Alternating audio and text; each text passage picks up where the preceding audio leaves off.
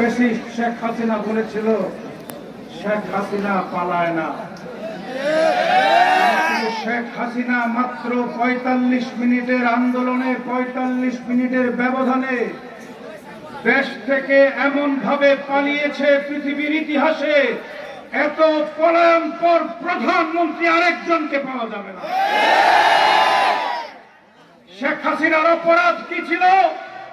শেখ হাসিনার অপরাধ ছিল যারা তার বিরুদ্ধে কথা বলেছে তাদেরকে সে বিভিন্ন ভাবে জুলুম করেছে, নির্যাতন করেছে, গুম করেছে, হত্যা করেছে। শেখ হাসিনার মতো জালেম এই পৃথিবীতে আরেকজন পাওয়া দুষ্কর।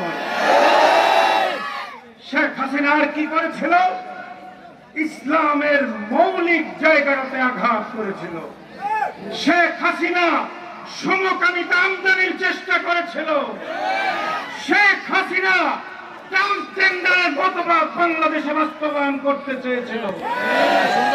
আজকে সেই শেখ হাসিনাকে এদেশের মানুষ এক সাগর রক্তের বিনিময়ে শেখ হাসিনা থেকে দেশকে স্বাধীন করেছে।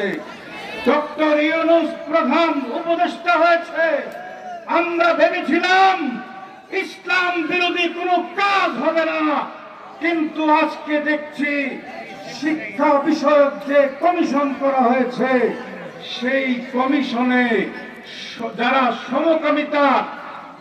সমকামিতাকে প্রমোট করেছে এই ধরনের কুলাঙ্গারদেরকে রাখা হয়েছে।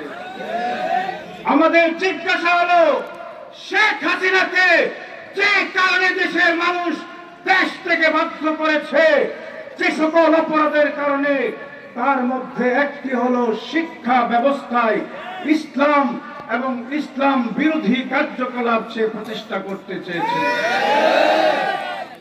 আমাদের কথা, ইসলামের তাহজিব তামাদ্দুন শিক্ষা বিরোধী কোন পাঠ যদি জাতীয় শিক্ষাক্রমে প্রবেশ করানোর চেষ্টা করা হয়, শেখ হাসিনার বিরুদ্ধে যেভাবে আন্দোলন হয়েছে প্রয়োজনে এই সরকারের বিরুদ্ধে আন্দোলন হবে। ইসলাম বিষয়ে আমরা কারো সাথে আপোষ করব না। আপোষ করিয়াই রক্ত দিব, জীবন দিব, ইসলামকে কায়েম করে ছাড়ব। আমাদের রাহবার আল্লামা মামুনুল হক জেল থেকে বেরিয়ে প্রথম যে বক্তব্য দিয়েছিলেন তিনি বলেছিলেন, হয়তো খেলাফত নয়তো শাহাদত, হয়তো খেলাফত নয়তো শাহাদত। আমরা বিশ্বাস করি আল্লাহর জমিনে আল্লাহর বিধান খেলাফত প্রতিষ্ঠা ছাড়া মানুষের অধিকার মানুষ পাবে না। এই জন্য খেলাফত প্রতিষ্ঠা করে শান্তি নিরাপত্তার সমাজ কায়েম করতে হবে। বাংলাদেশ খেলাফত মজলিস খেলাফত প্রতিষ্ঠা করতে চায়।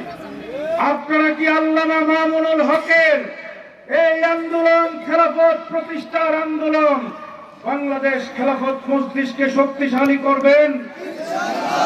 কারা কারা মামুনুল হকের হাতকে শক্তিশালী করতে চায়?